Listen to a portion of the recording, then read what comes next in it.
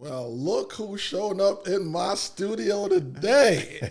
It's a very special day. Boy, I'm going to tell you, I have none other than the great Mr. Ramon Tookes, Mr. Flipology himself. Oh, man, let me tell you all about this guy. 25 plus years of real estate experience, okay?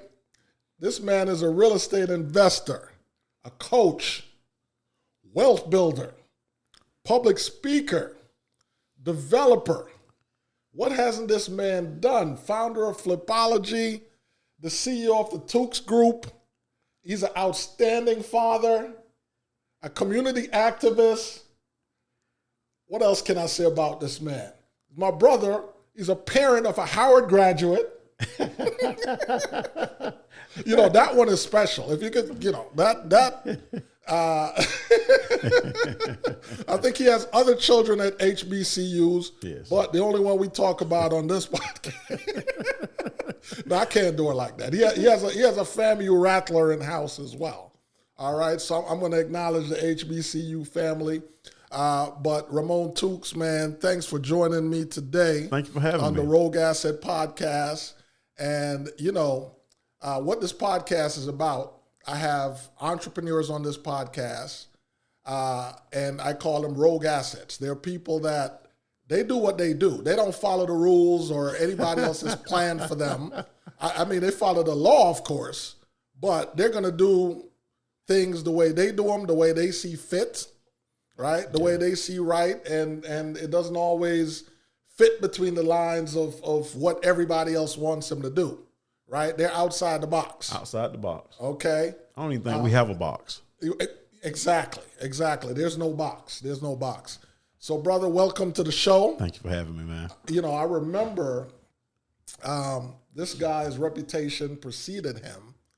You know, we have a mutual friend by the name of Jill Forte, and I remember Jill came to me, shout out to Jill, and Jill said, oh, I have this guy that I want y'all to meet, you know, very special young man. And I was like, really? And she's like, yeah, his name is Ramon Tookes. You know him? You ever met him? I said, no, I have no idea who that is.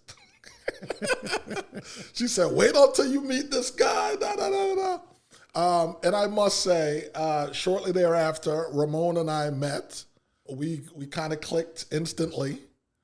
And, you know, Ramon does a lot of different things, especially in the investor world. And, you know, I want to thank him because immediately after meeting, he literally pulled me into most of everything that he was doing. You know, and we kind of started off fast. And I must say he's one of the people in the business, and I've been in a lot of businesses and my whole life has been business, but he's certainly one person that when I think of all my experiences and interactions in business, he ranks up there as one of the people that I thoroughly respect on every level, just in terms of how he goes about things, the integrity behind it, his love for people, and uplifting others are all qualities, brother, that I admire about you. I appreciate that, man. Yeah, man, that I admire about you for years. So my audience gets a very special treat, you know, with this episode, to meet you through the episode and to kind of hear of your experiences, some of the things that you have done, and they get to see exactly how impressive you are. and by the way, too, you know, it's the business podcast, so I'm going to keep it real with y'all. He's a sniper, if you know what that means. He's a sniper. Yeah, some days. You almost got me in trouble, though, man, with that Howard stuff in my house, man. Oh, I was going to clean that up, but I heard one is going over. I heard one is going over there to the other school over here in Atlanta, the one that's getting ready to graduate. So it's going to be another HBCU. Oh yeah, okay. Yeah. They say he's going to Morehouse. So we'll see. He got accepted in Howard and chose Morehouse. Did he fall on his head as a child? No, he just said it was a better city. He said it was a better city? Yeah. Well, you know what? It's I've lived in both, and I'm not choosing right now. It's hard to choose. It's hard to choose. Yeah, the weather's better here. Yeah, it's not.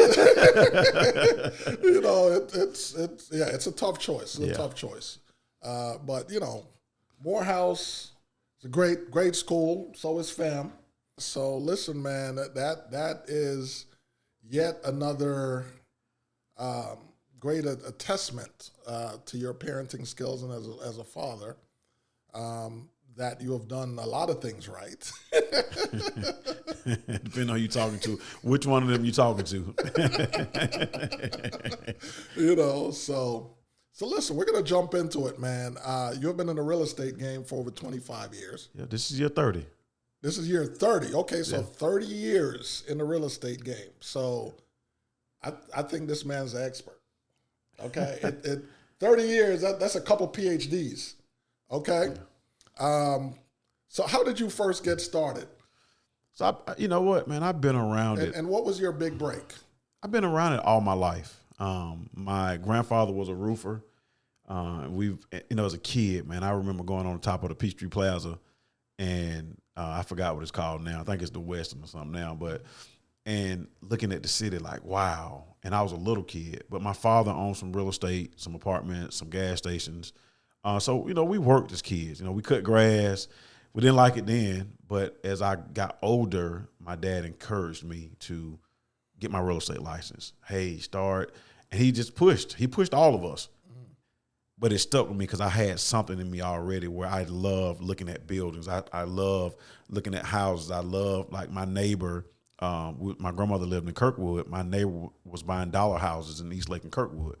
And so he would let us pull out carpet. He would let us pass out for rent signs. And something inside of me said, I really like this. So early on, I liked it, but then my dad pushed me a little bit. He pushed me, and it was my first year at Georgia State, and he was pushing. Just go. You're going to like it. Mm-hmm. Just go. You're going to make some money. And that's, when I got started at 19. Okay. So are you doing the same thing with your kids? So I teach them. What I always say is I won't make them do anything. They got to understand it. But I don't know what God has in them. So if something in them say be a veterinarian, I just want you to be the best veterinarian. But you do have to understand what we do, what I do. And I emphasize homeownership to them. If they want to deal with tenants, they want to, then so be it. But I don't force them to do it. Because you got to have to be successful at this, but you got to have a love for this business. Mm-hmm. There's a lot of people that do it because it's a fad, because everybody's saying do it. Right. But some of the things that we see and go through, most people can't take that for an extended period of time. Right. Yeah, because I think especially now in the age of social media, a lot of things are glamorized, right? And I have those conversations a lot of times with people where they're like, yeah, I'm gonna get a couple properties and I'm like, being a landlord it's not easy. It's not, they make it sound like it's just gonna go on autopilot, right? Yeah. Everything's just gonna be smooth. There's gonna be no issues. Tenant's gonna always pay. Right. Nothing gonna break. You know what I mean? No toilet gonna break. None of that. Yeah. And I'm always like, all right, well, yeah, no. You know what I mean? There are upsides, obviously, and there are downsides. But it has to be something that you're serious about. Yes. Not that you saw it on social media and it seemed, you know what I mean, like something you want to jump out at. Yeah. So you're known for teaching people how to flip properties successfully through Flipology. What are the biggest misconceptions that people have about flipping houses? The biggest misconceptions. I mean, a lot of people think that it's always quick and easy. And I teach based on experience. I give theoretical, hey, this is what you do, but I also tell about my mistakes. So I hope you don't make them. People look at it as if I don't need as much capital as I tell people to have at least 25 to 30% of the project. And I get it. There's creative ways to do it. But I think the biggest misconception is that it's going to be easy, that it's going to always be quick, that it's going to be 3 months, that it's going to be 60 days, when a project can take 12 months. A project can take longer. Unfortunately, I've been in some projects that have taken, and it's single family, that have taken longer than a year. You got to be prepared for that, though. You got to have the mental fortitude to say, you know what, it didn't go right. Am I going to quit? Am I going to give up on it? So a lot of times people think quick, easy. It's a flip. It's a flip. And it's probably the biggest misconception. I'm going to be in and out in 60 days. Okay. That one's tough. And you just kind of jarred my memory a little bit. Share with me like the one of the longest flips you have had, because I seem to remember one. I seem to remember one in Cobb County, I think, that you told a story burned about. down. Yes. Yeah. I think that one was it was like 18 months. But it was out of my normal. I don't have a normal area, but it was further away than we would normally go in Metro Atlanta. And between having problems with the county, having problems with the inspector who was fired after he inspected our property, he made us change something, and then when he was sober, he came back and said it was wrong again. So we had spent a bunch of money on something that he told us to correct, but he wasn't sober. So apparently he did a lot of projects that way, ended up being fired. We ended up having to redo something back to what it was originally. So it was a really, really good learning experience. But what pushed me through on that one was I have a really good team. So I'm a realtor. I've been licensed for 30 years. Shout out to Sharon. Sharon was the agent on that property. She picked up the reins and said, you know what, I'm gonna go up there more often and make sure we get the contractors to finish. Because I had kind of was like, man, you know what, we'll get to it when we get to it. And it would have drug us out longer. We had a hard money loan. It would have cost us more. But it was one of those ones that got me frustrated a little bit. And my team, and I'm going to always talk about team, the team picked it up and finished it out. So definitely having a great team yes, you better. Is a plus in this situation. Yeah. It's the only way you make it, truly make it.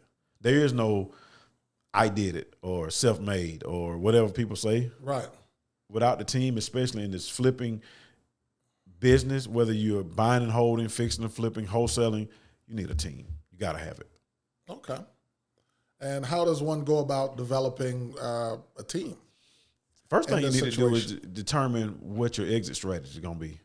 Because some of the same pieces fit on every team, but if you're going to wholesale, you got to figure out who's going to be making your calls, who's going to be knocking on the doors, who's going to coordinate, right? If you are fixing and flipping or building new, you need to have all those same people, but you got to have your closing attorneys. You got to have, where your funding is going to come from. You better have some great contractors. And that's all of our issues, the contractors. Right. If you are buying and holding, you need to start talking about who's my property manager. Am I going to manage it myself? Do I want that phone call? Do I want to give up that 10%, 8 to 10% or whatever they charge so that I'm successful at it? Then within that property management group, there's different property managers for different areas. When you buy a property in the hood, the property manager that sits up in the tower probably can't manage that the right way. Probably can't deal with the type of tenant that's going to be a great tenant, great person when you get through that shell. Right. When you get through that shell, once you get through that shell, this is the best tenant you can ever have. They're clean, they do what they do. Sometimes you got to overlook some things, right? But you got to have the right property manager or that's going to seem like a bad tenant. So when you're talking about building those teams, the first thing I do is tell people to pick your exit strategy. Which one are you doing? Because there's only 3. Right. It's only 3. You wholesaling, fixing and flipping, or buying and holding. I put new construction with fix and flip. That's kind of the same. Okay. So I know wholesale is almost a little bit of a buzzword. Can you explain to people that may be watching exactly what that is? Because I've gotten so many calls over the years. People like, oh, well, I'm a wholesaler. Do you work with investors? And I'm like, okay, so how long have you been wholesaling? Oh, I went to a class last weekend. So, when you think about wholesaling, you are the middleman or middlewoman. It's 2 ways. You can, what we call wholesaling is you go out and find the property and you can put it on the contract and then you go find the buyer. You make your fee for finding that deal, right? Reverse wholesaling is you got buyers say, hey man, I got $200,000. I'm looking for something. So, okay, listen, I'm going to go find the property at $195. I'm going to sell it to you for $200K. I'm going to make my $5K in the middle. That's it. It's the most simple concept. I just had this conversation. The concept of wholesaling is the easy, because people are gonna say it's the easiest way to get started in real estate investing. And we argue about it. The concept of wholesaling is the easiest, but the actual running a wholesale business is tougher than the other two. It's tougher than buying holding, because buying holding, you expect I'm gonna have some vacancies one day. Right. I'm gonna have a tenant that doesn't pay one day, but I'm holding this thing for 10 years or 20 years or 30 years. So it's gonna go up and down. But Right. at the end of the day, I'm gonna make a little rent money and my equity is gonna go through the roof in 30 years. Right. With fixing and flipping, 6 months or so on an easy flip, 12 months on a hard flip. I'm going to get in and out of this thing unless something happens with the market. If the market crashes, then I'm probably need to hold it as a rental. Right. But the wholesale business can be tough because you're competing with everybody. You got to find that deal for that particular buyer, and you got to know how to structure and keep the buyer and the seller away from each other. You got to know which attorney to use, because you're not wholesaling a property, you're flipping paper. Right. And that's where a lot of people go wrong. Unless you're actually buying that property, you are making the money for that contract that's in your hand. You're signing your contract, you're selling your piece of paper, you're controlling interest in the property that you have on the contract. Interestingly enough, when I got into real estate and I got licensed, I signed up with a brokerage that was actually the specialty at the brokerage. Okay. It wasn't called wholesaling back then. That's not how it was taught to me. We called them assignment deals. And the firm that I was with was great at doing them. I think probably was like my second deal as a licensed realtor. I made like $35,000, and that was after splitting with the broker. Yeah. That was a good day. So, but then shortly thereafter, somewhere in there, the commission kind of started cracking down on licensees doing assignment deals. I have no idea why, but well, they don't, as long as you disclose it. If you're a realtor and but it was disclosed. So they can't do it. It was disclosed, but I think it was probably, and I don't know for a fact because I don't. But I heard that we had folks that that the amounts that they made were so exorbitant that it triggered certain inquiries. Yeah, and that probably had something to do with it. Well, if we're a realtor and we're going in there, you got to be very transparent. So if I walk into somebody's house and it's worth $200, I got to tell them it's worth $200. But now you can say it's worth $200, but I'm gonna give you $125 because it needs this amount of work. Or I can close it faster. If you wait, maybe you get $200, maybe you don't get $200. So you get. I mean, it's kind of like you see all the big billboards, the guaranteed, we're gonna buy your house situation, right? That's what they're doing. They're just going in there saying, here's your options. I can list it and we're going to wait, or we can buy it at X price a day, and then they're going to take it in their hedge funds or buyers are going to buy it and make that fee in between. Right. I agree. Somewhere along the line, though, like I said, I think it was just, I don't know. I don't know what happened.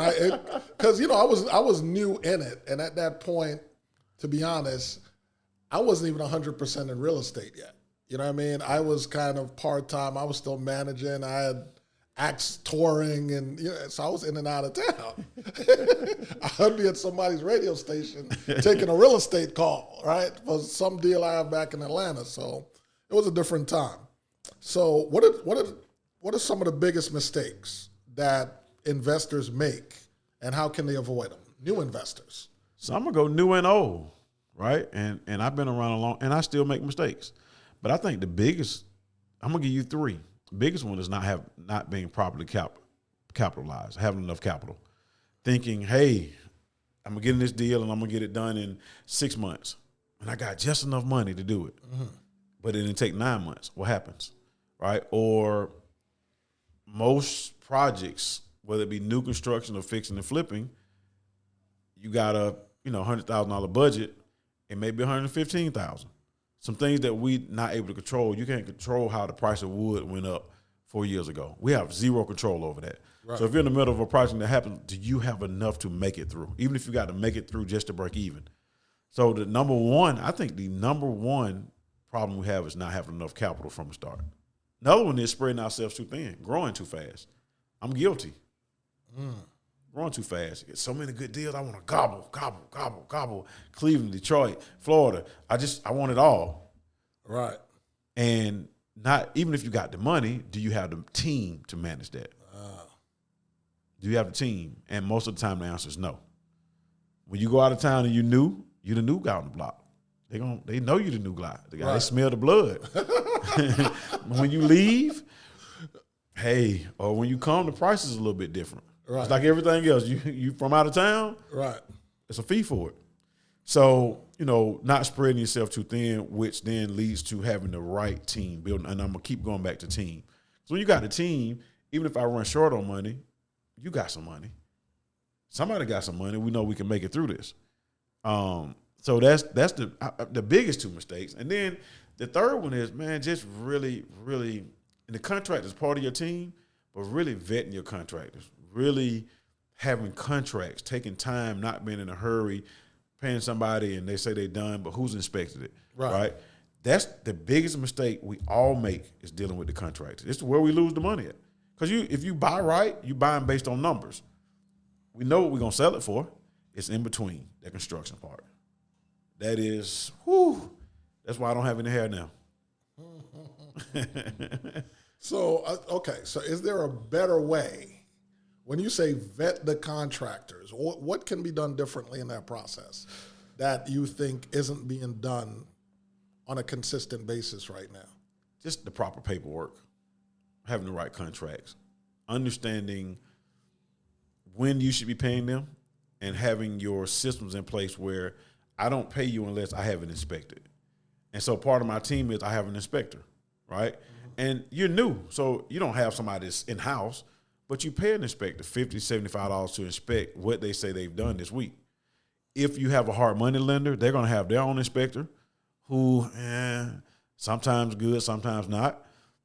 I would rather spend an extra $50, $75 every couple of weeks to make sure that these contractors are doing their job. And in my contracts, you don't get paid until we're satisfied. And that's where a lot of people, they give them too much money up front. They don't know what they're looking at. Lights or cabinets upside down. Looks good. Right. Until the homeowner comes to buy it and has an inspection, and they tell you it's upside down, the light's crooked, and then that contract that you already paid all his money, guess what? He's not coming back. So I always say we control contractors with how we pay them. We control them. If I tell you I pay you on Friday what we've inspected on Thursday, or the previous Friday, I pay you the next Friday. So if you put the sheetrock up this Friday, I'm going to pay you for it next Friday. So you got to have your systems. They can't call me as soon as they put a nail in the wall. I may be busy. I may be at work because most of us are going to have a 9 to 5. So we don't have time to run to every job site. We got to be able to get our inspector and pay based upon somebody saying on our team that that's good work. Yeah, that's very insightful, because I think anybody that's dealt in real estate in any kind of way has had a negative experience with a contractor. I remember one time, one of them made me very angry, man. And it was a simple situation. I had a property listed, where I was representing this seller, this family, and I introduced her I vetted a few contractors, had at least 3 for her to meet and interview. She met all 3, and she got charmed by one, basically, unbeknownst to me, right? It was a Jamaican gentleman. We're very charming. Said the guy, huh? The guy charmed her, somehow gave her estimate, got her to pay all the money up front. And then neither one of us was able to ever get the guy back on the phone again. Then she was angry at me. You sent the guy. Right? I said, I sent you 3 people to interview, not commit to anyone, but to interview. You got charmed by this one guy where you wrote a check on the spot. I said, who does that? And she was like, but. I said, no, there's no buts. So here's what I tell people now. a lot of times we want to get got. You got to. You've heard that story 100 times, 1,000,000 times. You've heard it. Like, it's why did you give somebody all the money up front? So here's what I've been doing. I don't refer anybody. I'll tell you how to go and interview your contractors. So if you're in any programs, we do any kind of, anywhere I meet you. Now, if you ask me for somebody, if I do it, I get a 10% fee off of it. I'm a project manager or GC fee off of it, because if I'm going to be blamed for it, I got to make some money off of it. Makes sense. Because if I send somebody to you and they do a bad job, you're going to call me. So I may as well, if you need your wall painted, well, I'll have the wall painted. If it's $400, somebody giving me $40, 10%. Right. I'm okay with that, because then when there's a problem, I can pick the phone up and have somebody fix it. It's worth the headache. Right. But if not, it's not going to happen. Yeah. I mean, simply if you're just consulting, then no. Yeah. You know, so that was a lesson I obviously learned from that as well. But he said something, I kind of wanted to backtrack a little bit about going into these different cities, because one of the things that I've seen this man do, tell us about the tour, Ramon, that you organized that went across the United States of America. You know what? We had a really, really good time. But I think I'm still tired. But we did 27 cities in 24 weeks. And I ended up, was going to do a date in Miami, but I got a call from Shanghai, China, saying they wanted me to speak in China. So I ended up going, I spent 2 days in the air and 2 days on the ground in China. And we ended up, and it was one of the best things I've ever done. And it took a lot. But the feeling I got to see so many people having an interest in investing in real estate, buying a home, because I'm telling you, I'm going to talk about home ownership as an investment. A lot of people try to separate them, but one of your biggest investments is going to be that home. Absolutely. And it's probably the easiest investment to get. Like, truly, it's so many programs, it's so many people. You just got to be prepared. They got to listen. Like, I get it. I can get you in this house with $1,000 out of your pocket. But what happens if you lose your job? I want you to have some savings. Right? If I get you a $10,000 grant, I want you to have $10,000 that I just saved you. Put it in a bank account. Right. Because now, the stronger you get, now I got this home, it's growing in equity. I can take that money and go buy an investment property that gets some rental income. So, but the tour, every city that we went to, it wasn't just about our team. We chose realtors, lenders, inspectors from that city to participate in the tour, so that people that when they leave, they're not looking at some national guy saying, well, he's in Atlanta, so they can do it in Atlanta. I can't do it, right? Right. I make it sure that you have everything that you need before we leave in that city. And it wasn't about us. It truly wasn't, man. I learned a lot on the tour. I enjoyed it. I ate good. I know one Tuesday we was in Boston, and Thursday we was in California, in LA. Like, our team had a really good time. Moving forward, would I do it again? I don't know. It was a lot, man. Yeah, I think as a touring veteran, especially if you're going from Boston to California, you got paid though. That's the difference. The tour was free. Yeah, I did get paid. You got paid. So that makes you perk up a little bit more. You know what I mean? No, but my payment was, man, hearing stories of folks, going out, buying homes, connecting with folks. A couple of years later, you hear people, man, I bought an investment property, because I sat in that room or because I met somebody in that room. And that's our job, man. At the end of the day, we got to continue to give and make sure other folks, or do our best to make sure other folks have what it takes to be a part of this. Because it's I was talking to somebody yesterday about, I've never, born and raised in Atlanta, so I felt different. When I left outside of Atlanta, I was like, this ain't the real world. Like, Atlanta is something different. Atlanta is definitely so something different. As a kid, I seen black mayors and black politicians, and I seen people with nice cars. So I expected to have it.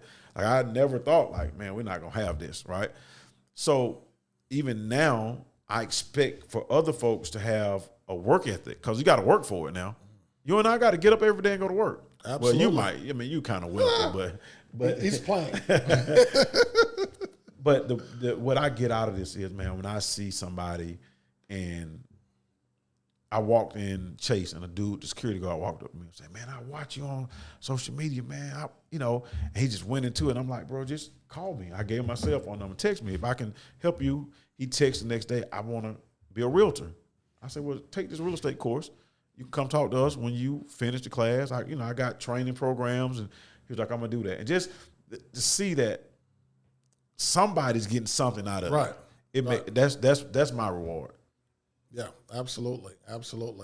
Yeah, I thought, when you put together that thing, that was one of the most impressive ideas that I had seen in a very long time, because it was almost kind of merging a world that I came from in entertainment, but now with real estate. And I thought, like, wow, it was, just the ability to kind of go into those cities, learn about those cities, yes. but connect with people on the ground. Yeah. Just the network that enables you, I thought was tremendous. I had some super team members. We've been connected around the country, me personally, for a long time, but people like Jill. Yeah. People like Sharon, people like yourself. When we're going somewhere, people are calling ahead saying, hey, right. They're going to be in, man, we were in, I guess I'm going to call it Cleveland. My guys in Cleveland called other people that were in Cleveland and said, hey, listen, my buddy's coming to town. This is what we have. So when you get there, you got members of this organization, members of this organization. Hey, my friend said, let me come over here. And it just made it so much better. So the superpower was people with great relationships, us having great relationships, people like Jill, who was in the front, because when I get frustrated or hungry, I'm hangry. They're like, no, don't let him talk. Like, right? But she's always, she has a special, I don't know what you call it, man. Something that's. Yeah, Jill is very special. Yeah. Jill is very special. Without her, we would have been 7 cities in and it's over. Right. So, but yeah, that tour, it's a memory. It's a good memory. Yeah. Good. Okay, so that kind of brings us to where we are in the current market right now. With the current market shifts, what strategies should investors focus on in 2025 to build long-term wealth? It's the same strategies, but I'm going to say it depends. And this is what I always ask people. You got to see where you are, because there's no cookie cutter answer. There's no cookie cutter pathway. Where I am today, somebody just starting may not want to go the same path, right? If, let's say you're starting, you got a job, you work 9 to 5, you don't have a lot of money. Maybe you look at partnering with somebody to do something, or look at a buy and hold. Look at wholesaling. Wholesaling is tough. Y'all listen to me. I get it. I see what everybody say, but the concept is so easy. But the business itself, you're competing with a whole bunch of people to get that one deal. You're competing with people at the courthouse steps. So my answer to that is, you got to sit down with somebody, tell them the truth about where you are, what you're looking to do. Somebody may be saying, my kids are graduating from high school, everybody's out the house, I got a job, but I want to supplement my retirement, right? Mm-hmm. They may be buying whole. See, I'm 50 years old, 52, 54. See, in 10 years, if I got 10 doors that are netting me $200 a month after I pay the mortgages, taxes, reserves, that's $2,000 a month, plus my retirement. $2,000 a month, $24,000 a year is a lot of money. I know it doesn't sound like a lot because social media says you got to be making $250,000 a month, right? But I'm talking about real life stuff. Right. $2,000 a month, and I'm 70 years old. My house should be paid for, or close. I'm not supposed to have a big old car note. My insurances are cheaper. I ain't eating a lot. Right. I already got retirement. So that $2,000, $24,000 a year, guess what I can do with $24,000 extra a year? I can take a couple trips. I can get me some massages. I can buy my special shoes so I can walk so my knees don't hurt. Right. I can take my grandkids out. So that person is different than the person that's saying, man, I need $100,000 a year. We got to put in some work. But I need $100,000 a year, but I got $100,000 that I can put down and do a deal. Maybe we do 2 deals and you make $50,000 a piece on the 2 deals, right? Or maybe you take $100,000 and make it $140,000 by the end of the year, which is a 40% return, which is a hell of a return. Heck of a return. It's a hell of a return. Yeah. Some people want to say, I got $100,000, I want to make $1 million by the end of the year. Are you willing to do what it takes to get that to increase to that number? Right. So my answer is always going to be, it depends. And then I'm going to tell you to sit down with somebody, get with you in as a realtor and say, listen, man, this is my goal. I'm going to block everything out that I see on social media and YouTube about, and I'm going to let you help me get to my goal. But I got to know what your goal is, not your why, because I need to know how much money you want to make by the end of the year. So I know I'm probably going to get some queries on this. So you can take $100,000 and take somebody to $1 million at the end of the year. I mean, you can. I mean. So let me say this: I don't ever tell people what they can't do. Right? I'm going to tell you what's realistic, what's usually the case. Because somebody might have $100,000 and go put that down on a deposit on a set of apartments and wholesale the apartments or bring in the right partner and make $1 million. So again, with the right concept and the right risk, yes, you can. You guys heard it here on the Rogue Asset Podcast. You want to take $100,000, make $1 million? Reach out to us, man. So you starting something now, huh? Somebody gonna see me in Kroger like, what's up, buddy?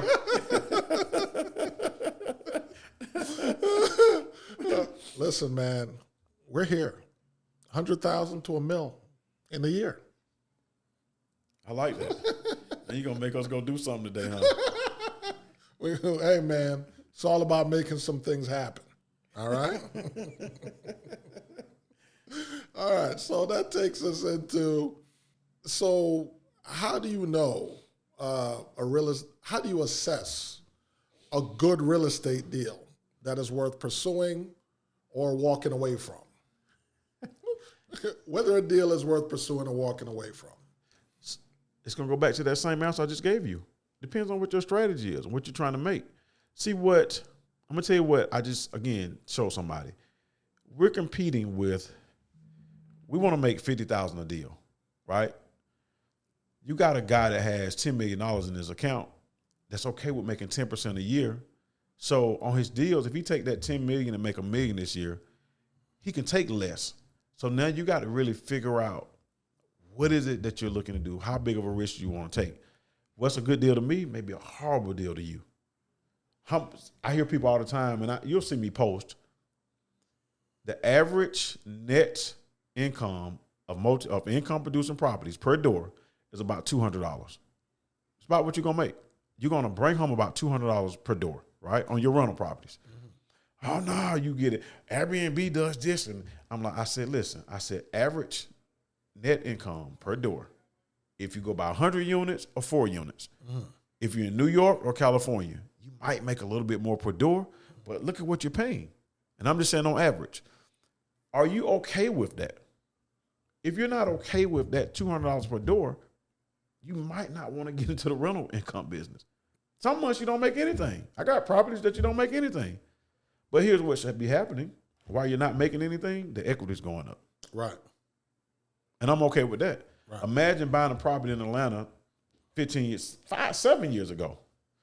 The values went up 40%. Yeah. If I didn't make any money on a $400,000 deal for 10 years and the value went up 40%, when I sold it, I made $160,000 extra. That ain't bad. Not at all. Imagine having 10 of those. Yeah. Exactly. So that answer is, what's a good deal? It depends. Like, it depends on if I'm leveraging. I'm going to give you this example. You got a lot of money, right? We're going after the same deals. We're going in 30310 West End. All right. You say, Ramon, I got a ton of money. I'm going to go over here and I'm going to buy this house, $300,000, put $150,000 in it, sell it for $600K, right? I just made $150K minus commission. That's what you made with your money because you did it with cash. Right. You made $150K. I'm going to say I got $500K, just like you, but I'm going to leverage my money. Yep, I'm going to get me a hard money loan. I'm going to put down $150,000. The fee's going to eat it up. I'm going to walk away with $50,000. But I made a 50% return on my money. Right. I put up 100 and made 50 on the house next door to you. You made 150, but you put up 450. So again, it depends on how we look at it, our strategies. Some people don't care about the leveraging piece. Right. But most of us don't have enough to do a deal out of our pocket. So we got to learn how to play the leverage game. Right. Borrow some money, use our money for the down payment, make sure we got enough carrying costs. What does that look like? I get people all the time to say, if I don't make $50,000, I'm not doing the deal. You know what I tell them? That's why y'all still sitting on the sideline. That's why we keep hearing, even in today's market, I guess something wrong with it, people are saying, I can't find a deal.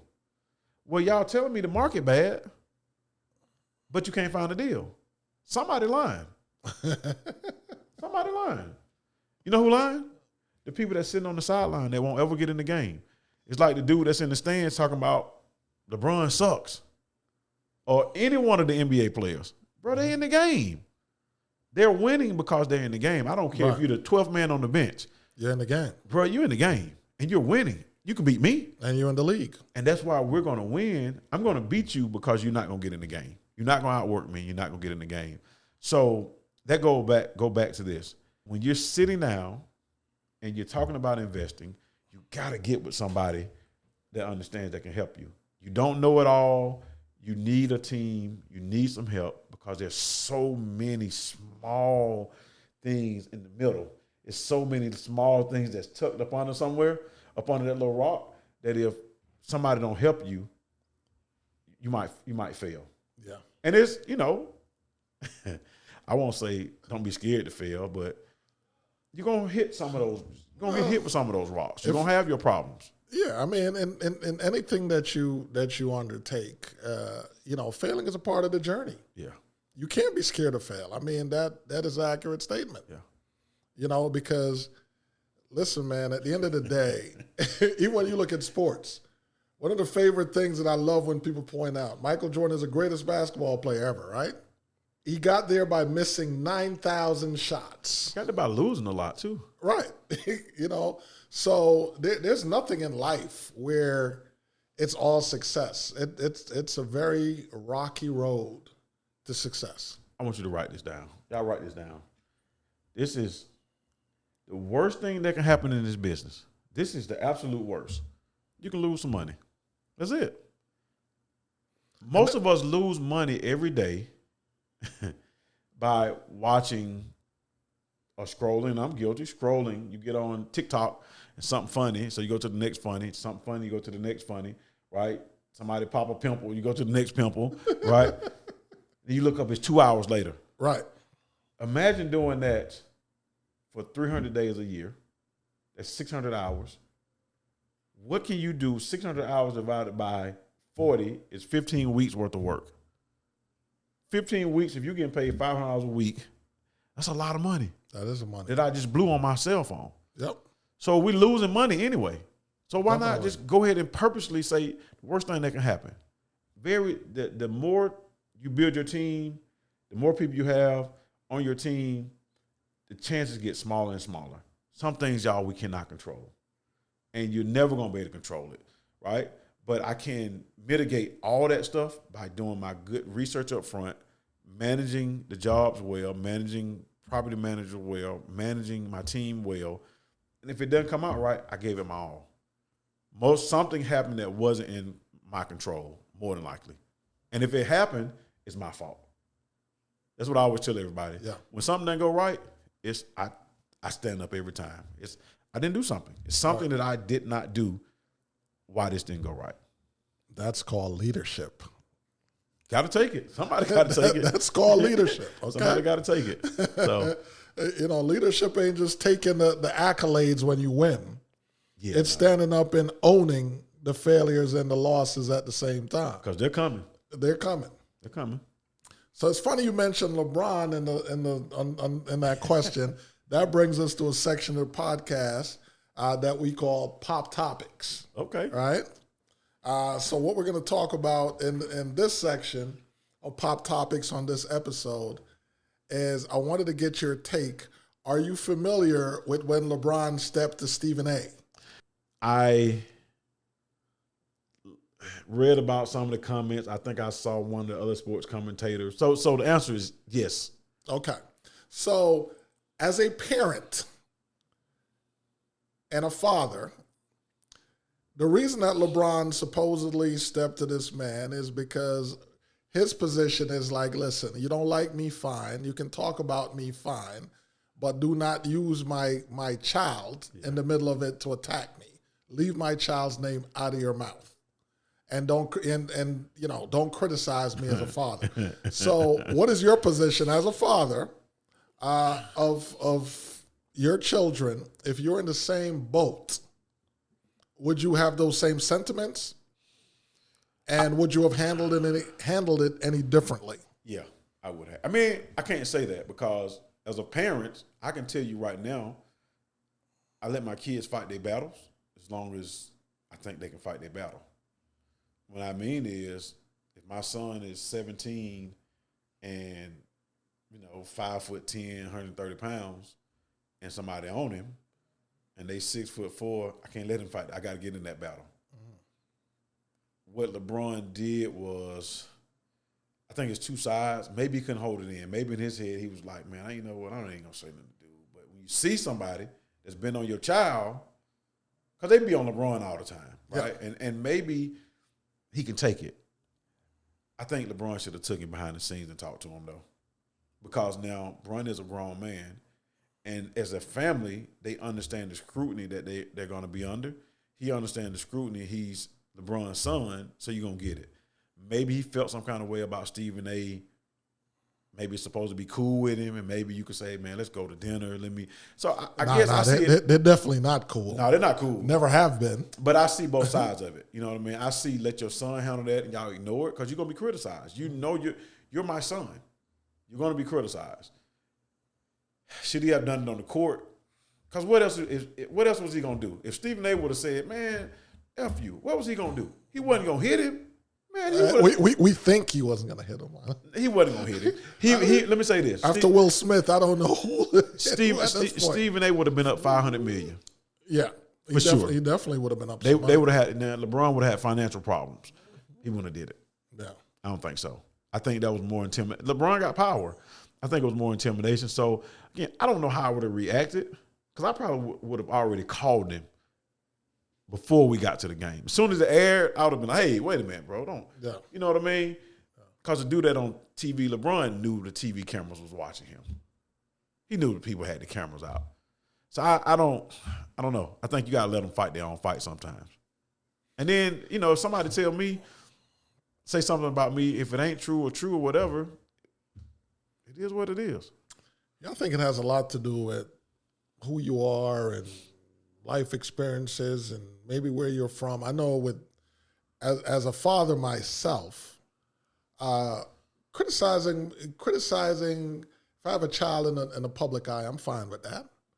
But I think, much like LeBron, where I draw the line is when if you weaponize my child, right, number one, and then you come at me with your critiques about me, the job I'm doing as a father, then I have an issue with you, right?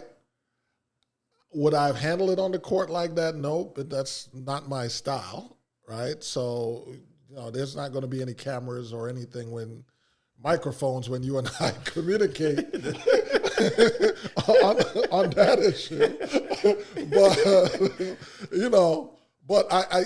But I understand it to a point where it was probably an emotional moment where he just kind of saw him and, it kind of triggered something and whatever. He wanted to say something. And I don't think he intended for the world to hear what he said at the time, neither. No, he knew it. Let me say this about that, though. Bro. That's why they talk with their hands over their mouth and everything now. It's nothing you can do out there because they always focused on him. Yeah, and people always lip read and they good whatever. At it. Right. But I think maybe in that moment. It didn't even matter. Yeah, I think the emotion got the best of him. You know, I think the emotion got the best of him. And you know, Stephen A. Smith could be, dude is a handful because to a certain extent, I mean, you know, I have an issue. Like, you're criticizing a guy that has made an NBA team, right? That is putting up numbers in the G League. You're a guy that played at, like, I think Winston-Salem State, averaged like 1.8 points a game.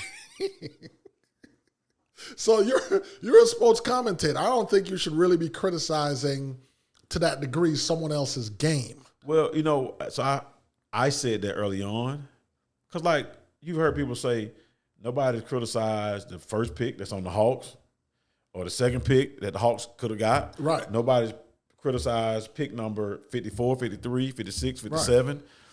Here's the problem. LeBron said, my son is better than most, whatever he said, right? So you put a bullseye on him. I think if you'd have just let him play, let him play out, he's going to get some criticism. But when you start saying he's better than somebody else, what was it? He's better than some of the bench players. It was something. It right? was something, yeah. So you put that thing on his back. When you put that thing on his back, you know it's going to get hit sometimes. And that's what happened. Stephen A. hitting it, right? And the boy, I hope he is great. He's not going to be his daddy. No. He don't have it. No. I hope he gets to play with his daddy and his brother. Like, I just like the storyline of it, right? They seem like a great family, but you know when you put the bullseye on his back, bro, you know what it was. Because they're not talking about anybody else. No other rookies. No. I mean, it's one or two of the boys that's like Rookie of the Year. I mean, they saying the guy that's for the Hawks might get Rookie of the Year. I mean, he's had some decent games, but they're not being criticized. Right. No one is being criticized. But nobody's made $50 million in jersey sale the first week either. I was about to say that too. You know, I think he's going to be all right. I know that there are a lot of people that's familiar with his game that swear by him, like Gilbert Arenas swears. He swears by him. He loves him, man. Draymond swears by him. Draymond is like, listen, I just need this kid to play basketball like I know he can play basketball. And he'd be all right. He's not doing that right now. He's not going to get a chance on the Lakers, though, bro. See, the problem is Austin Reeves, all them boys are good. They're good. And they big. And they're getting better. And they're young. Yeah, they're getting better. It's hard. But you never know. I saw the potential in Scottie Pippen Jr. too. And it took him to go somewhere else. Yeah. So I think when left alone, they all developed. I think Gary Payton Jr. had like probably his best game as a pro. Was it the second or the junior? Which one is junior. still in the league? Is Junior? Junior, yeah. Oh, I thought that's second that's still in the league. That's Gary Payton second that's still in the league. Whichever one is at Golden State. Which one is that? Yeah. Because, I think that's second. Oh, they have a second and a junior? You got two sons the same age that was in the league at the same time. I didn't realize that. It's two of them. I only knew the one that was at Golden State, then he left for a while. He back at Golden State right now. It's two of them. It's junior and second. Okay. Yeah, he was happy back then. All right. So the other part of pop topics that we're going to cover in this episode is we're going to talk about a situation where a certain person was in prison for a while. Okay. And during that prison time, a certain entertainment mogul got their son, put him in acting school, developed a show around the father's life. And, the father came home. Everything was great. But then the father kind of sided with the nemesis of said entertainment mogul.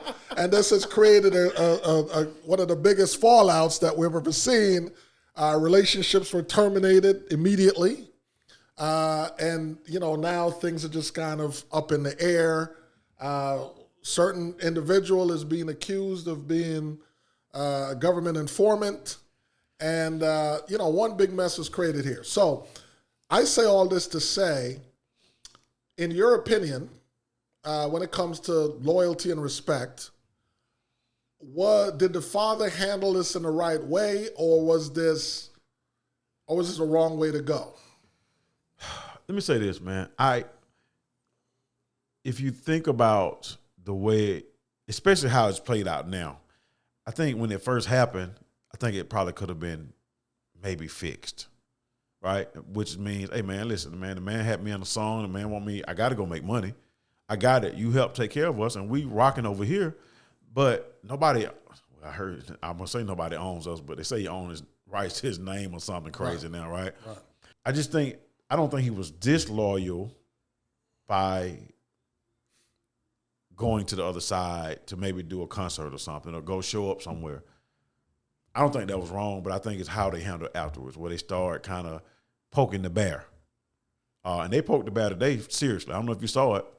The big guy said he going to buy the other ones, your music moguls, entertainment moguls, masters. Nah. He asked him, do you own your masters? I didn't see that one. He said, you better shut your mouth before I buy your masters. I didn't it's kind of childish because I saw, the other crew with the two enemies of the entertainment mogul. Right. Now, that's a lot. Now, y'all got a bunch of money, but Buddy doesn't care. Right. Because he knows what he's doing. So when it comes to loyalty, though, I don't know how that should have went because I'm a grown man. You can't tell me where to go. So that's my only problem. You can't, it's like you ever, in your family, you got two cousins or an aunt that don't like an aunt. And so if you go over to the other aunt's house, the other aunt mad at you. That's what that's like to me. Yeah. Yeah. But here's the thing. The way that I was brought up, okay? When I say brought up, you're both in my household and, the way that I moved about in the world. Got you.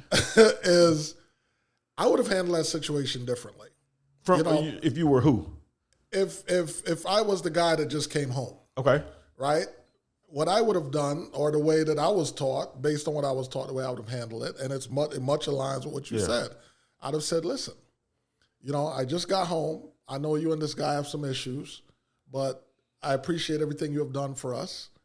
But, there's an opportunity over here for me to do this, and I just wanted to let you know, right? Because I don't want it to come as a surprise. Correct. Right? So at least I'm informing. I'm not asking permission, right? But I'm informing you up front.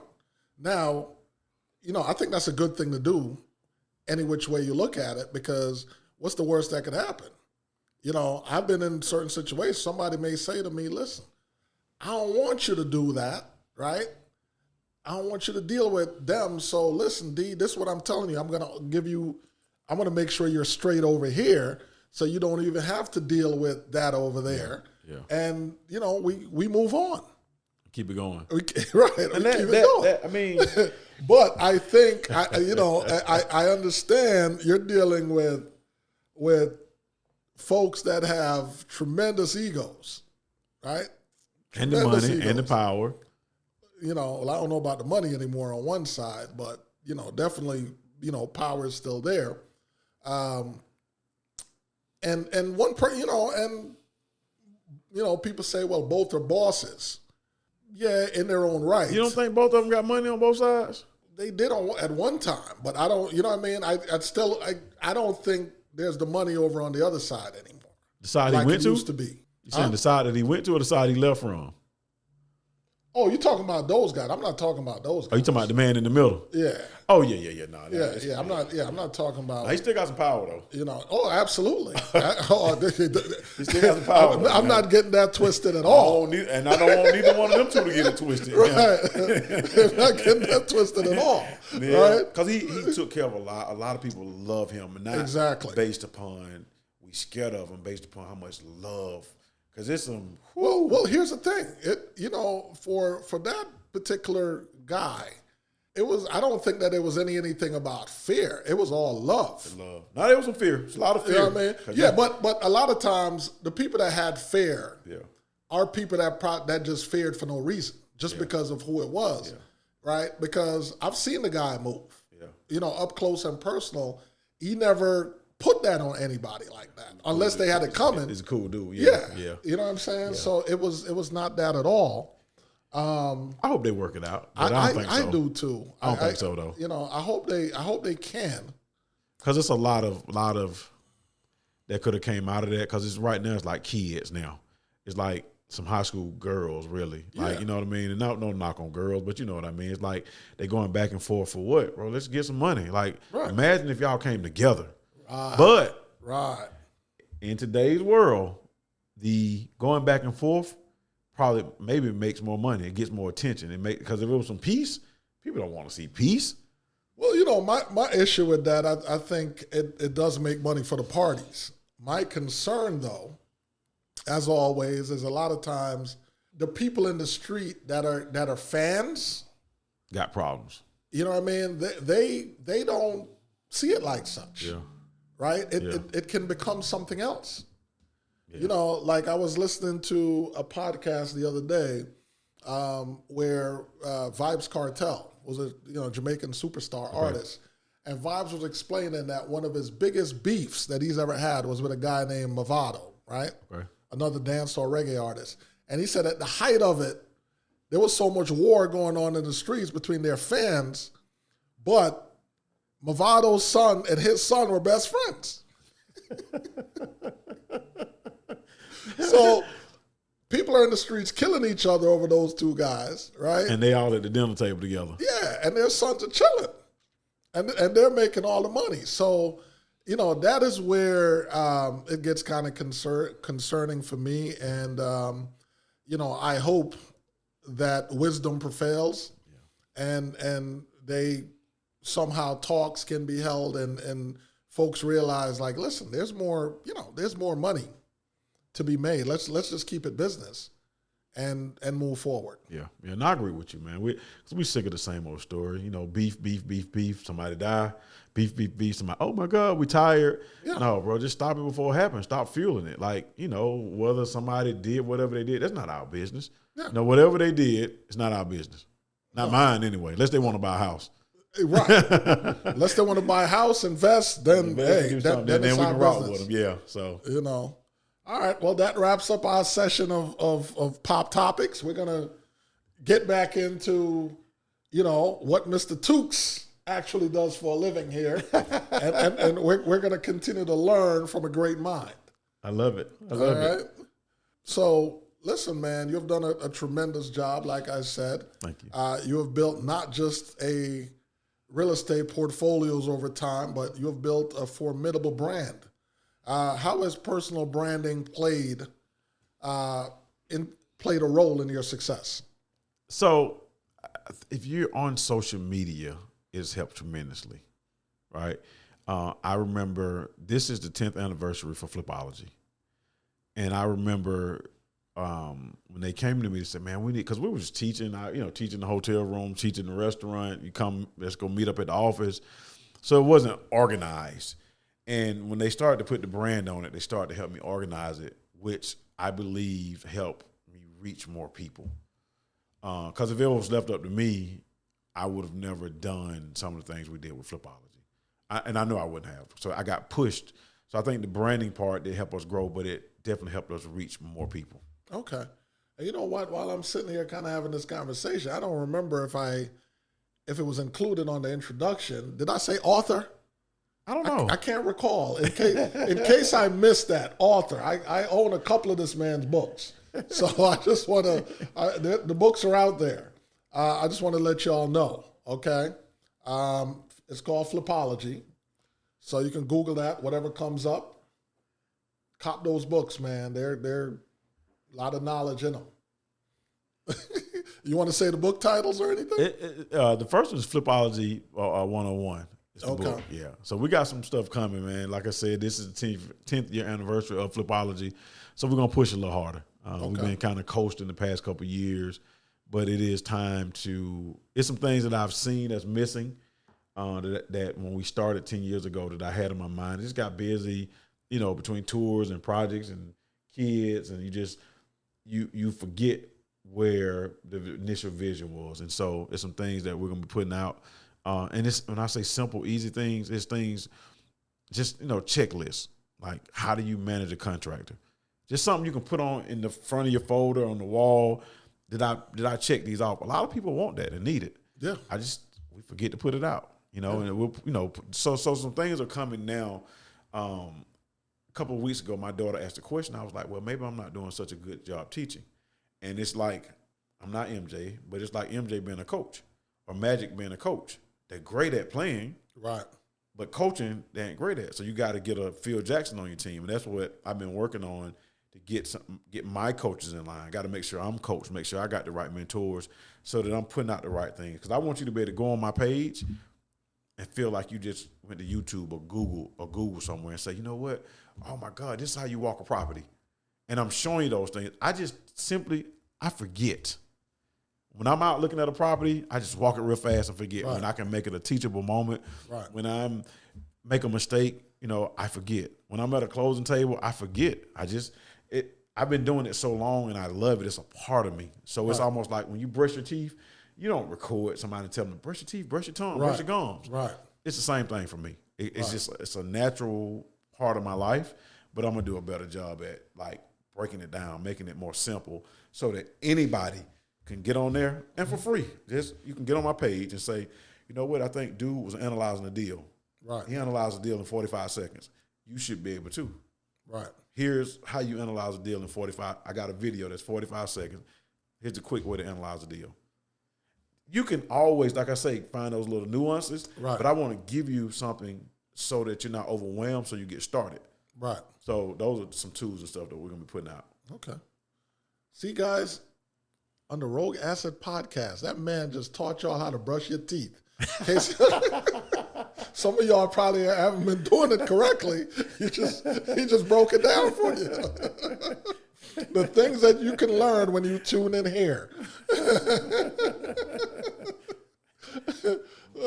So what inspired you to start coaching and mentoring investors? I don't know. No, well, again, back 10 years ago, because we're always doing stuff in the bottom of past schools and, we meet at hotel rooms, just kind of teach. It was kind of, you look at the RIAs and the Real Estate Investment Associations. Right. It was things missing out of them. I'll say this, even in as heavy as we have power in Atlanta as African Americans, we still didn't have a RIA. We didn't have an organization that was focused on investing. Mm-hmm. We still don't have one. We don't have one.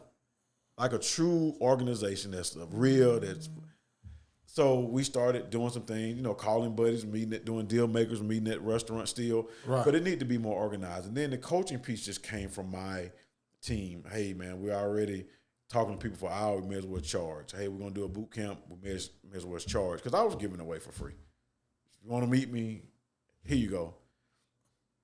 When you want to make an impact, you got to organize it enough so you can reach more people, which means you got to charge.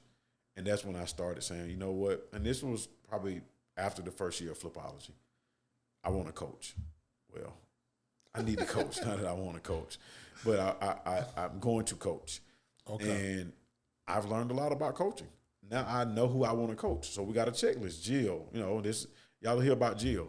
Jill, when you're talking to them, if they don't meet this criteria, I don't want to coach them. Right. At a minimum, they got to meet this. Because you can come in and say, I want to fix and flip, and you pay me whatever my coaching fee is, mm-hmm. but you don't have any money or credit. What? I just set you up for failure. Yeah. I set you up for failure. You say you want to come in and you're going to wholesale, but you work 12 hours a day, and you don't get off to 9 o'clock at night. Well, how you going to get a deal? Because you can't make any calls. Now, can we build a system? Yes. Can or not. But do you have the money for us to build a system to spend the money on advertisement, to get your flyers, to have somebody cold calling, buying a list all day? Maybe. But then what happens if they get somebody on the phone? You're at work. So understanding, I started coaching because I wanted people to do better than me. Just like I tell my kids. I want y'all to be a lot better than me. A lot better than me. So I'm going to do whatever it takes to at least give you the tools to do it. I can't make you be better because you got to outwork me. So that's why I win a lot. Can you outwork me? It's a whole different animal. Yeah, this man works, man. Yeah, I love it. But see, I love it. I truly do something that I love. And and I'm glad you touched on that. A lot of times people have asked me how do you become successful? And I'm like, I think the first secret though is if you're doing something you truly love, that's part of it. Because when you're working, it doesn't feel like work. It doesn't. It's just, it doesn't. It comes natural, right? So if you ever done something that you hate that for work, then you'll know what that feels like. Yeah. But when you're doing things, and even as a practice, like when I became an adult, there's other opportunities and other things that people have tried to put me on to. But, as profitable as it could be, I just know it's not for me. Yeah. Because when I was 24 years old, I bought into a business that I absolutely hated. And there was a lot of money in there, but I didn't, man, I was miserable. Yeah. I was miserable. And that to me, it doesn't really matter how much money. If I hate it, it's hard. It's hard. I'd rather, and it sounds crazy, but I'd rather have less money and be happy than wake up every day and dread walking into a situation. That comes with wisdom, though. Yeah. That's some wisdom, because some people are doing things just for money. And money is necessary. It is necessary. It's right up there with oxygen. But what you do with it and why you're getting it is what you have to kind of look at. You know what I mean? Like for me, providing for my family, being able to take some vacations, not having any debt, those are things that are my goals. So I need money to get there. Right. I don't get money to tell you I got money. Right. I don't care if you don't like my car. Or to show you. Right. If you don't like my car, either pick me up in the car that you like or go buy me one. And I'm okay with that. Right. I just told my daughter, because they both got Honda Accord. The girls got Honda Accords, right? And they're a little older. But here's what I told them. I said, you ride those until the wheels fall off. You ride them. The one that graduated from Howard, man, she listens. She listens. Saving, working hard, the whole nine. I mean, they both listen, but I'm saying she's now out of college. And to see that she's saving and working and, doing what she's supposed to do, I love it. But I told her, I walked outside, the car a little dusty, right? But it run. Got air, got heat, tires work. I checked the oil for them, once a week. I said, until you are really, really, really, really well off, if that's running, you drive that. Yep. If you need something to go somewhere, you can rent a car, you can tour a car, you can get dropped off by Airbnb. I'll drop you off. But to go and get $800-900 a month car note, then you're gonna have insurance. That's gonna be another $500-600. Yep. $1,500 times 12 is $18,000 a year times 5. Hey man, that's $90,000. You can just put in your account. Yep. Imagine being under 30 with great credit, with some assets, and $100K in a bank account. Yep. You're better than 98% of the people in this world financially. And those are the things that those are the things that we have to normalize in our community. Yes. Right? We have to kind of get control of that narrative and not let Instagram and TikTok dictate, because most of what you're seeing on Instagram and TikTok, people, it's not real. It's not real, right? I mean, listen. Me personally, I kind of feel bad because, I come from the entertainment industry, and we were doing that to y'all back in the day with MTV Cribs. When the cribs that you guys were looking at. That was somebody else's crib. Yeah, they were rented, leased. They didn't. I think one of the best cribs, and probably one of the ones that were actually real, was Redman's episode. Oh, when he was in that. Oh, I remember that episode. Right. Yeah. Which is funny because he probably had one of the realest episodes, and that was his real crib. And that people remember that to this day. Yeah, I remember that episode. Versus some people that, with the rented ones, people don't remember that. You open the door, it looked cold in there. Yeah. His cousin was on the ground. Yeah, I'm not going to live like that, man. I am what you see. Yeah, but that's very important. I remember, I always share this with people too. I think it was my very first finance class at Howard. The professor came in and he said, "What's the first step in the capital formation process?" And I'm sitting in there with some of the most brilliant black minds of the time, and nobody had the right answer.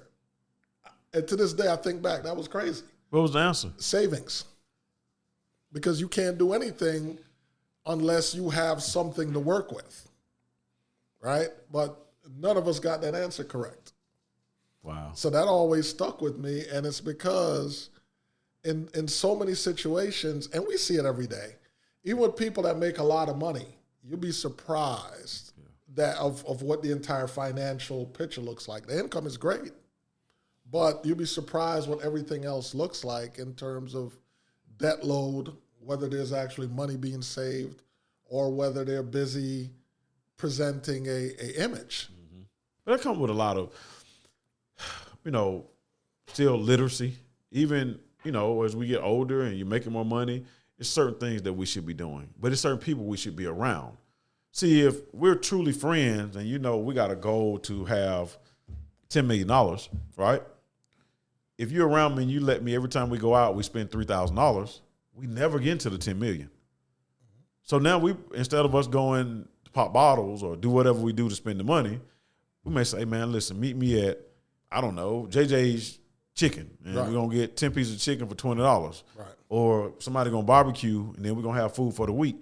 It's things that we're going to have to do, and it's got to be who's around me, though. Culturally. Yeah. There's things that have to change culturally because, even at the entertainment business, I know a lot of people from the outside looking in might not understand why so many people go broke, but having been in it, I completely understand. Mm-hmm.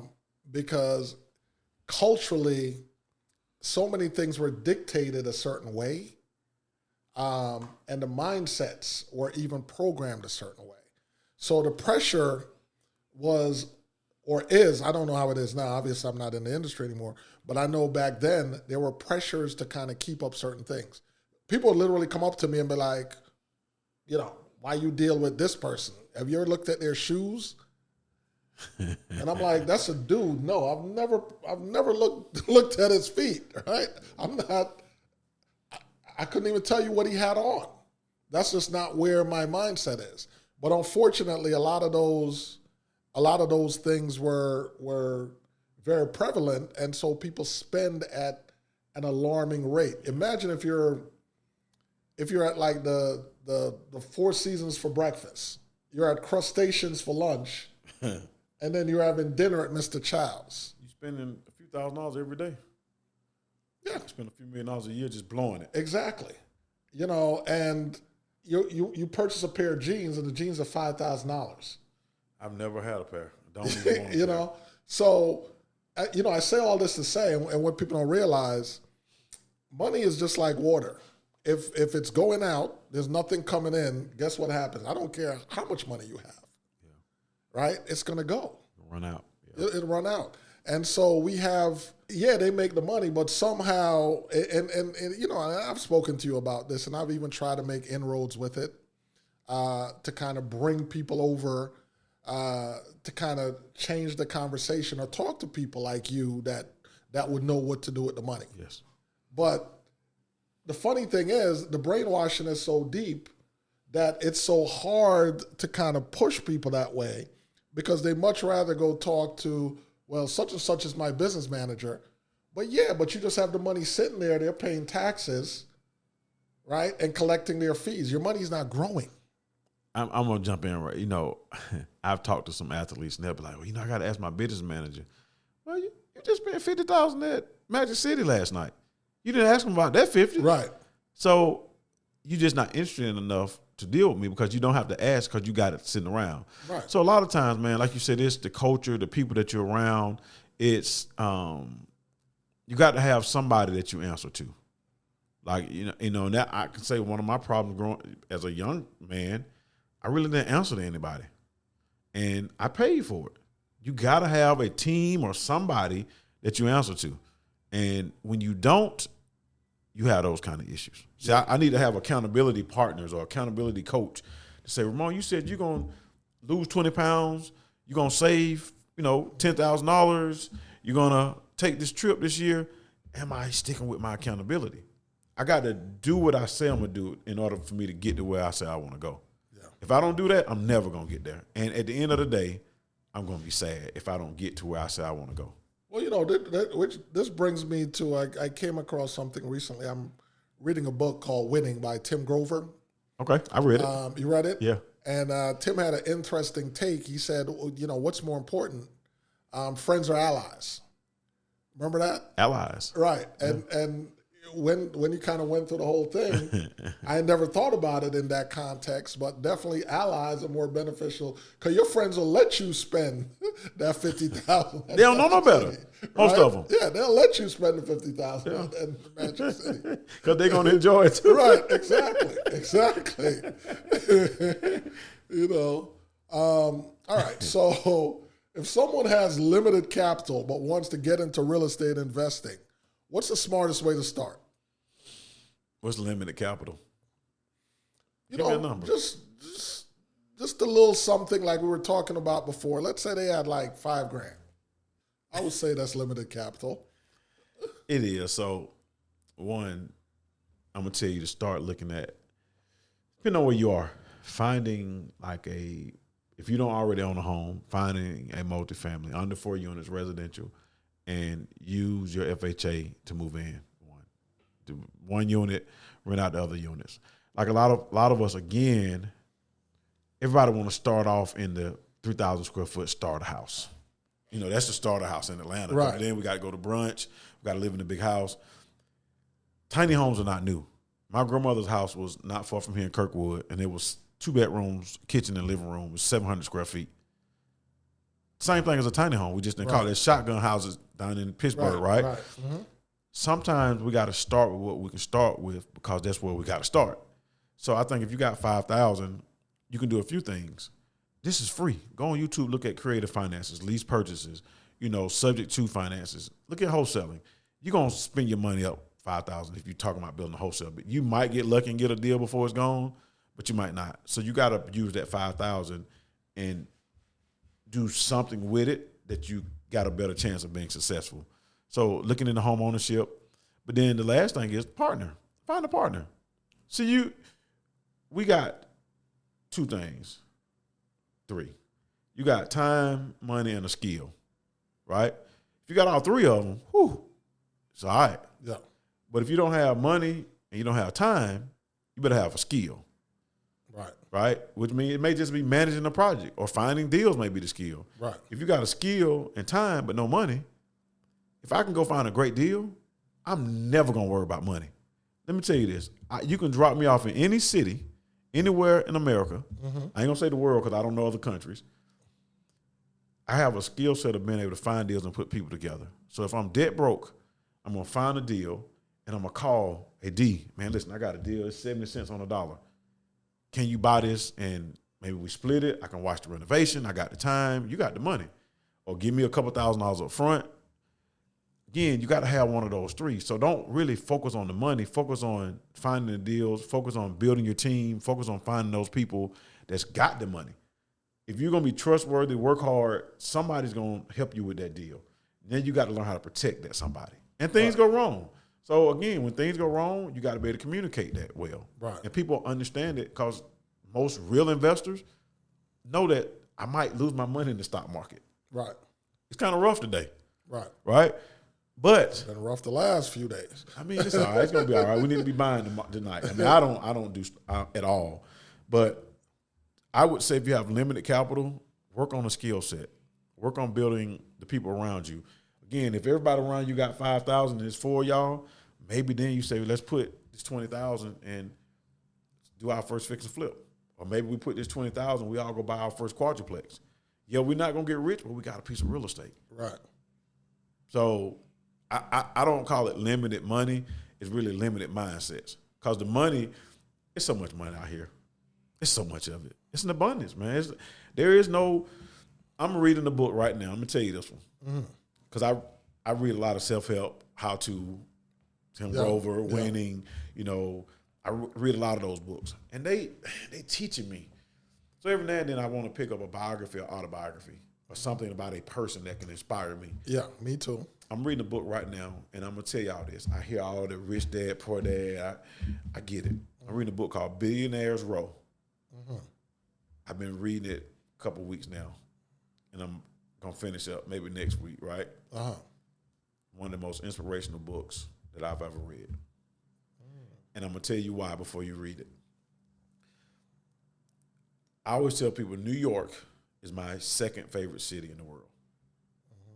I love tall buildings. I love thinking about, dang, they built a 40-story building in 1890. Like, they didn't have machines. Right. Billionaires rose about the super towers that came between 2008 and 2015, and how these guys were going out here talking to people about giving me 400 million, 100 million. People buying condos for 100 million, 70 million, 50 million. Like, it's so much money. Right. Why are we not building? Why don't we have a tower anywhere? It's because we scared to ask. We scared to go for it.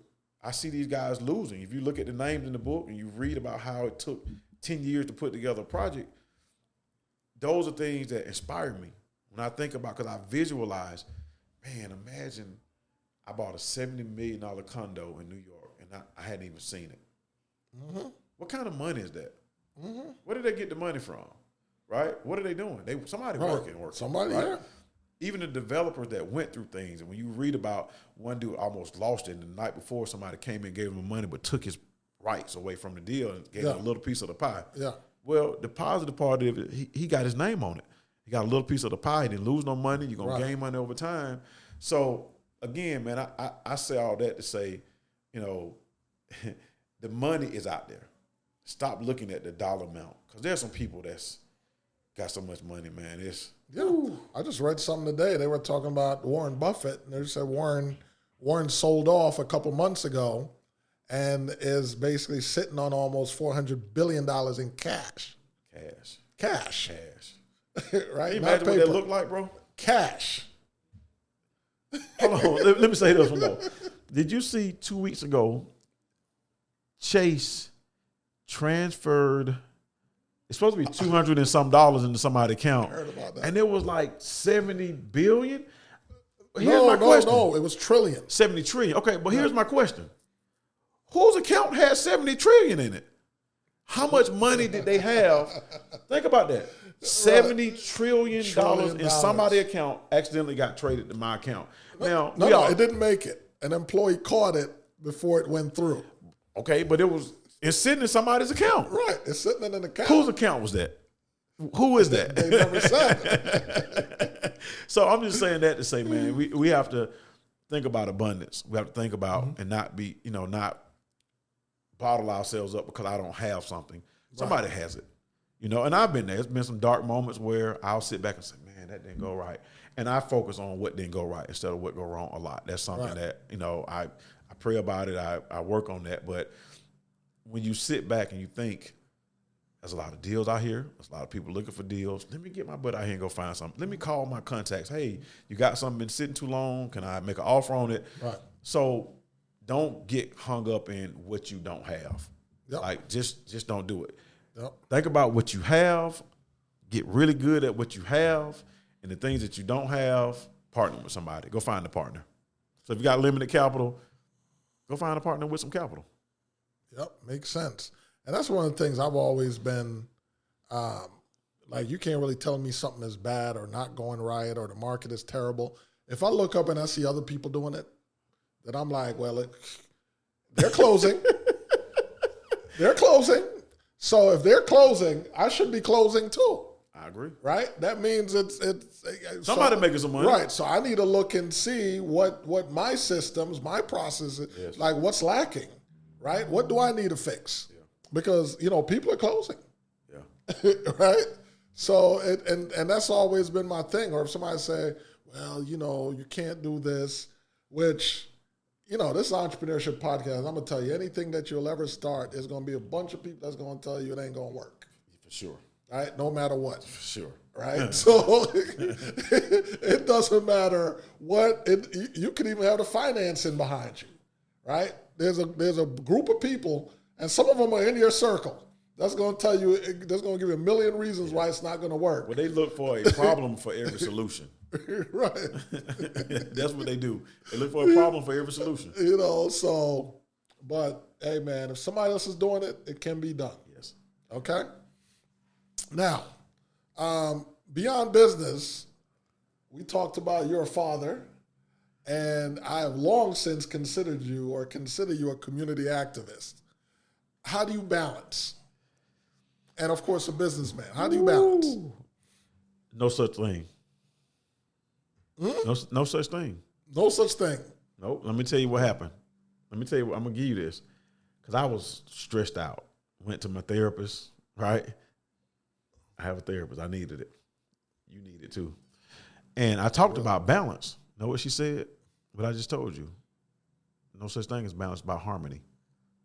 And I was like, what? She was like, you can't balance important things. You can't say, I'm going to give 2 hours to my son and 2 hours to my business. Mm-hmm. What if your son need 8 hours a day? Right. What if your business need 8 hours a day? And what if you need 4 hours a day? I mean, you just going to get you 4 hours of sleep. So it is for me, and I'm going to use the word balance and harmony interchangeably. Mm-hmm. But what I've learned over the past couple years is I'm going to get me some rest. I'm going to do my best to get me, my body won't do more than 6. Mm-hmm. I'm going to do my best to get me 6. I'm going to walk or exercise every single day. I don't care if I forget, my day been busy. Mm-hmm. When I pull into my driveway, I'm going to get out my car and walk up and down my driveway for 15 minutes. Walk up the street for 15 minutes. Stretch. 15 minutes is better than nothing. Right. I'm going to get that in. I work on eating, but I'm a foodie, bro. I'm going to just tell you. I'm working on it, y'all. Just bear with me. If you see me somewhere, do not slap my hand, but I'm going to order some biscuits. I haven't been drinking as much sweet tea. So I'm learning how to not stress on certain things and do certain things so that I balance life out. Right, right. And with the children, depends on the age. You got an older one, you know what I mean? Yep. They going to need things, and you got to learn each kid. Each kid different. I got 5 kids. What this one need at the same time, this one that needed, this one needed 2 years later, this one don't need it. And you got to deal with, well, you gave her this. Well, she needed it right now. Right. You don't need it, but in 2 years, you're going to need it. Right. She can't say anything. So that's the balancing act is you just got to be very flexible. But you got to be very strict with yourself and taking care of your health and your mental and your peace, because none of it's any good if you're not mentally healthy. If you're not spiritually healthy. I think those are the things that's like non-negotiables for me. Working on my health, trying to eat right. I'm going to say trying to eat right, but getting my exercise because I love nature and reading. I love to read. Yeah. I'm telling you, man, as the more I'm here, I've come to realize true wealth is your health. Yes. Because I can assure you, if you don't have that, you don't have much else going on. Yeah. So everything that he is saying, and health does include that mental piece. That's number one. Because oftentimes, that's been overlooked, and it's costly. Okay, that can become the biggest expense of any expenses that you've ever had. So yeah, we definitely have to take care of ourselves and pay attention. But that's a great answer, because that's one of the things that Grover was talking about in Winning. He's like, anybody's telling you anything about balance, they're lying to you. There's no balance. Balance, man. You can't balance. It's not possible to balance. You can find other things in there that will satisfy certain things, which is a harmony that you're pointing out, but there's no balance. All right, so we're kind of winding down. So what legacy do you hope to leave behind through your work, both in real estate and in the community? I'm a compliment as one. I pray that I've affected at least one life that can go out and affect another life, right? I won't say I need my name on a building. When I touch a life, that's my job. If I've helped one person better their life, I'm all right. It's as simple as that, whether it be my children or my grandchildren or somebody I don't even know. Right. But because if each one of us did it, the world gonna be okay. Yeah. So you look up and they say, man, you know what? Mr. Tookes was, he was all right dude. You know what I mean? Right. I think I'll be fine. Because it's not about money and cars. It's not about any of that, man. Because it's so much of that stuff, man, right? Uh-huh. It's really about, did I help somebody? Yeah. Did I teach somebody something? Did I bless somebody with something? my bishop says, we are taught to teach. We are given to give. We are blessed to bless. And I believe in that, So I've been truly blessed all my life, even when it feels like, oh, my God, what's happening? Right. I made it through it. So if and it's not financial, this is if I can encourage you to go and get started investing, or encourage you to go and take that course, nursing school, or go and be a plumber, or whatever it is. Right. If that's something that I help facilitate, I feel good. Right. Okay. I like that answer. Okay, so we're kind of winding down, but I still got a couple of things. So, Ramon, man, one of the things that you seem to keep a secret that a lot of people don't know about you. It's still a secret. Somebody came to me one day and they brought it up and they said, "Hey, man, did you know?" What do you think I'm referring to? Did I have a law degree? Yes. So they said, Ramon is a lawyer, man. So I said, what? So let me say this, man. When I was a kid, our family has been in a lot of legal battles. Mm-hmm. And when I was finishing high school, it was OJ and Johnny Cochran. Uh-huh. And Johnny Cochran seemed so amazing to me.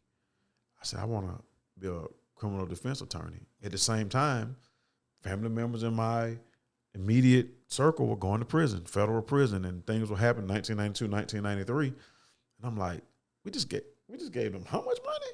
Mm-hmm. And you look up and you see Bruce Harvey or David Wolf sitting in the living room or wherever, and you're like, I just gave them $50,000 and you still got 20 years in jail. Right.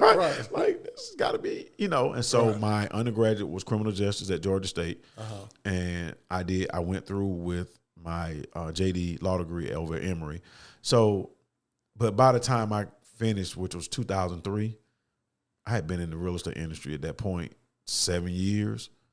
We were rolling, man. It was like, listen, bro, I can't stop and go sit in somebody's office. Right. This ain't gonna work for me. Now, 5 years later, it crashed. I wish I would have been in somebody's office, but you live and learn. So I never practiced law, but my intentions, I had the best of both worlds. I could have been a lawyer, or what I truly, when I say love. Is this business, the real estate business. So whether it be realtor, the investor, developer, if you can see my journal, my notes, if you can see, like, sometimes I just, at night, I get in the car and go ride, and look at the buildings. I go walk because I love it. So I had to make a choice. Right. And I chose this route. You chose your love. I chose my love. Yeah.